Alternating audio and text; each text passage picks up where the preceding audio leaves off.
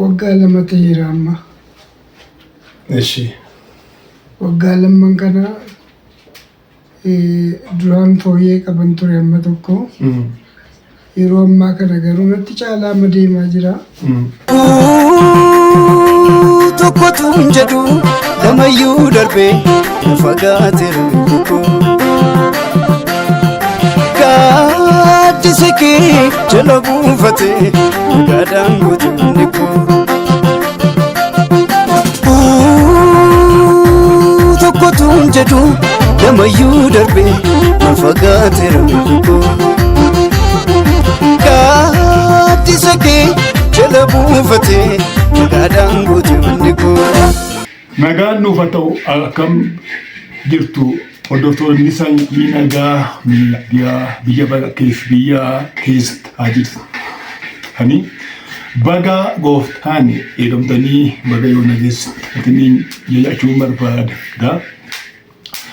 Amma mana faarfataa Analem kaasa'uun jirra.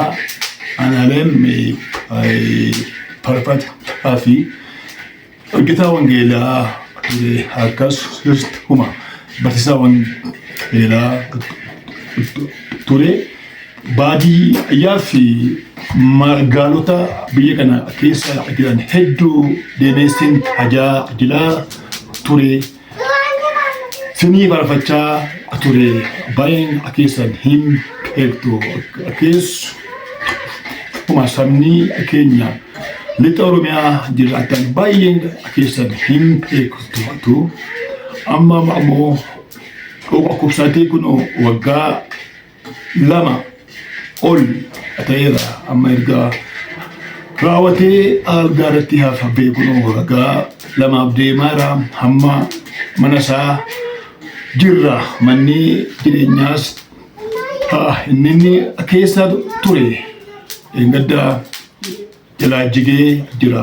Sababan beekamaniini amma immoo mana waan akka kiiskii tokko keessa jira. Amma isa gaafachuu deemnee achirraa uummati keenya Oromoon keessumaa Oromoon abbootii qabeenyaa hedduu qabna. Abbootii qabeenyaa baay'ee qabna. Adaraa keessumaa warri amantoonni keenya nama guddaa kana bira nuuf dhaabadhaasanii jenna. Waan danda'eessaniini waan qabdaniini bira dhaabadhaasanii jedha. Akkas yeroo jedhu immoo sin dirqisiisuuf yookaan sin ittisiisuuf miti. Kanaan duras miidiyaa kanarraa walii gadi deemaa ture. Hamma kanatti wanta barbaachisu narganne ammas harka gargaarsaa keessanii waaqaa biritti hin barbaachisa waan ta'eef bira dhaabadhaataniin jira. Mee uumamee gaafadhama hafama isaa irraa dhaggeeffannaa haalan keessa jiru. Ayinooko erga raawwatee algaatti galte amma waggaa lamaa fi waggaa lama ta'eera amma. Eshi. Waggaa lamman kana duraan fooyyee qaban ture amma tokko. Yeroo ammaa kana garuu natti caalaa amma deemaa jira. Namatu gadi na baasaa, namatu ol na gashaa. Haallan keessa jiru haalli fayyaa kootii. Gaarii fi waggaa lama ta'eera jechuudha. Eshi. Koi haala amma waa'ee isaa fayyaayyuu waa'ee inni fayyaa'ee mata turee mataa isaa danda'eedha. Haaluma mana keessayyuu attiin jiraachaa jirtume ati ijoollee sadii qabda adabana qabda meemee isa taamee wanti nu dubbadhu. Kun waggoota kana akka inni itti jiraachaa jiru amma danda'amee waanuma arge bakka waldaan konsol tokko na bira dhaabbatanii waa maallee walitti buuseeti kan jiraachaa jiru malee wanti qabatamaan kanarraan jiraadha jedhaa jiru tokkoyyuu hin jiru. Garuu qaawwaa qaba haalli ta'a. Haala qaawwaa qabu keessa hin jira. Eeshi amma ijoolleen kee mana barumsaa galaniiru. Barana galaniiru. Ijoolleen koo mana barumsaa barana akka galanii akka tasaa ta'e nama dhuunfaa tokkotu nama gara Jimmaa jiru tokkotu addunyaa makan turre jechuudha. Haalan keessa jiru waan beekuu fi ijoollee kana ijoollee nama sadii isaanii naa galchee galaniiru. Mana barumsaa dhuunfaadhaan mana barumsaa mootummaati. Mana barumsaa dhuunfaa baratu ijoolleen. Tole. Eeshi meemee ati uummata keenya kanas saba keenya kana hedduu isaanii miilaanis konkolaataadhaanis horiidhaan yookaan gaangeedhaanis bira geessitee tajaajilaa turteetta. Sabni ati tajaajilaa turte kun kam quba qabu waa'ee kee amma? Kan quba qabanii jiru kan quba hin qabne jiru dhukkubuma kooyyuu kan beekanii haalan keessa jiru kan hin beekne illee jiru. Kan hundi immoo tajaajila jira hojiirra jira jedhanii beekan jiru. Kan immoo akka dhukkubsadhee ciisus beekan jiru. Qaamilachuu jiru jechuudha. Eeshi barteen gaddaa karaa kiristaan miidiyaa obboloonni keenya sagaleen inni bilbilaan nu qoode kanatti aanee jira isin biraan hageenya. Wanta siif godhe yookaan wanta siifi arjoome.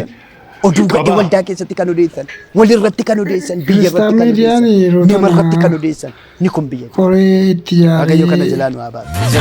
Siiki gaadhee kufu amala rangamu angadinaa za'u taasaan kisaa sa'u siiki gaadhee kufu amala rangamu angadinaa za'u taasaan kisaa sa'u. Macaafa Saamu'eel keessa gaafa dhattanii ilaaltan wanti ba'e tokko oduu gadhee tokkotu dhufe eessa dhufe yoo jettan hamma gabaabumatti saba keenya Oromoo afaan kana dhaagaan biyya baqatee fi biyya keessaa jirani. Ijoolleen keenyaas faana baluu faana achitti du'anii amantoota saanduqi kakuu waaqayyoo ta'ee amanaa kan hin taane cuunfanii dubbachuun kan irra ture uummata keenya amantii jaarsi guddaan kabajaan ciisee du'ee awwaalamuu musliimaa amantii amantii hordofan kun saba nagaa dhabeef biyya nagaa dhabeef nagaa dhaabtamaan suna manaa guddaa nagaadhaaf koo nagaadhaaf nagaadhaaf fuuldurri koo nagaadhaaf nagaadhaaf fuuldurri koo nagaadhaaf nagaadhaaf fuuldurri koo nagaadhaaf. Ulfaataa waan ta'eef. Bakka sukkaaraa duraan iyyuu na keessa jira beektaa. Xinnoo waan itti garuu isuma bakka ji'a ja'aan kana gidduutti hundi isaa mataatti ol na ka'e. deeggarsa yoo naa godhan sukkaara malee kaleessi saba koo dhiibbaa irraa dhiigaa sin barbaadaa qabdu turte. Waan tokkoyyuu hin qabu durii. Tole egaa akkuma waan gaba gaafa ji'a 12ffaa keessanoo dambi dolloo sagantaa deebii achitti gaafa nama rammarani. Alaalim kaasawun irraa dhageessa. Bakka du'aa lojitaatii Mannisaa jala diigamee jira. Haalli fayyummaa isaatii baay'ee haala yaaddisaa isaa haala ulfaataa irra jira. ergasii abbiin guyyaa tokko boqonnaa qaba. Mootummaa fi waraanatti noolee buleen beeku alkammas aggashaadhaan bulaa ammammaa. Sadii Ji'a jaaguutu ta'uufi gara waggaa Ofiin waraana gaafa natti olii beektaati lakkoofsisaa jira. ishee. Egaa sabni keenya hin turre beektaa ijoollee. hin eegna Waaqayyoon dhimma ofii dubbataaf ni murtaa'anii ma jira malee amma gaafa natti ta'u beektaa bakka walumaa gadi na godhatu. Iyyuma lafaa kana na gidduu beektaa maal gochuu dandeessaa malee. biyya alaatis baay'ee waan qabnuu fi Isaa amantaanii kan jiraata darbe gaafa kun kanaati. fayyaasa Dhugaatitti birrii tokkotti namni bakka ganamaa galgala birrii dhangalaasaa kan gochuu dandeenyu Gogaa kunoo amma kana mootummaa qorichaa hin jiru. Haalatti hospitaalitti marameera. Tumsa gochuudhaa fi nuyi wal gaafachuu hin qabnu. Nuyyuu hin goona. Warri tumsa hin goonaaf jedhatanii lakkoofsi haga akkaawuntii farfataa anaan kunoo as jala waan jiruu fi lakkoofsa akkaawuntii isaarraani wanta keessan abboome wanta keessan sin abboome arjoomaatii iskiriinshuutii isaa immoo karaa koo ergaa siin jira keessaan naaf ergaa iskiriinshuutii isaa keessaan naaf ergaa farfata jabaa kana wal taanee lafaa kaasuudha qabna wal taanee ol kaasuu qabna dheen yaada bifamaa hin kootuuti bifamaati copy link share like gochuudhaan immoo waliin naaf gaan jedha waliin gaa asheeraa haa ta'u agaramuutii waliin gaa bifamaa tumsa gootanii fi gooftaans na eebbisuu eebbifamaa. Yaabannoo hundeensaa lafa bantii waaqa achirra deemuudhaaf baay'ee carraaqa ergamoota waaqaa tolbee gaabbu'a utuun jala laaluun akkamiinan du'a yaabannoo hundeensaa lafa bantii waaqa achirra deemuudhaaf baay'ee carraaqa ergamoota waaqaa tolbee gaabbu'a utuun jala laaluun akkamiinan du'a. Nagaadha fuuldurri koo nagaadha nagaadhaan fuuldurri koo nagaadha nagaadhaan fuuldurri koo nagaadha nagaadhaan fuuldurri koo nagaadha nagaadhaan fuuldurri koo nagaadha nagaadhaan fuuldurri koo nagaadha nagaadha nagaadha nagaadha nagaadha.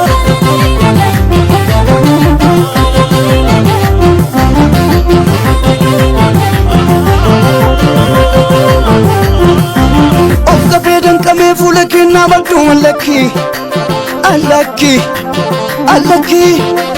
abbaa nama hundumaa ta'uu keessirriitti nama neemin qabu man shakki siti jagoo banee dawwachiise samii banamaa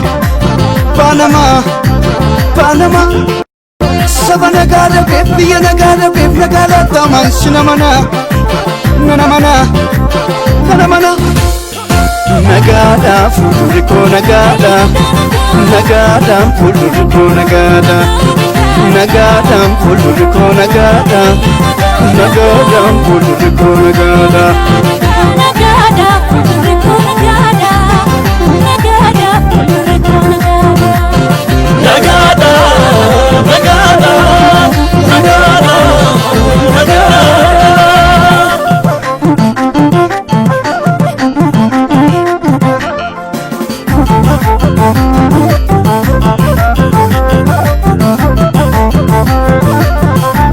Kudhan karoorsinaan dhibbinaaf raawwate yartuun na jibbinaa kumni na jaallate abjuun dur ilaale reefu na raawwate mul'ata booree hin ilaalu lamuu karaarra nannaabuun wanti lafaa kamuu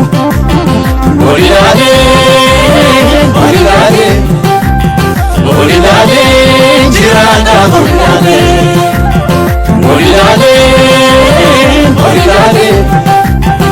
Olilaalee jiraadha Dhagaan biyyaa badee barri yoo dargoomu Olilaalee jiraadha Namni sitti hirkates tasuma ni yoomu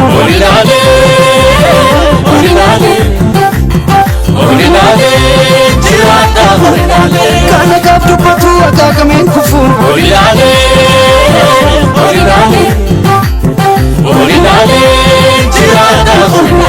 Abbaa jabaa qabaa hamaan ittiin nufu